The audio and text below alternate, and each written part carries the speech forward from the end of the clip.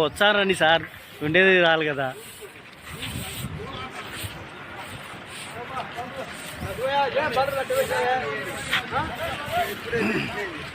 ఉన్నాయా బట్టలు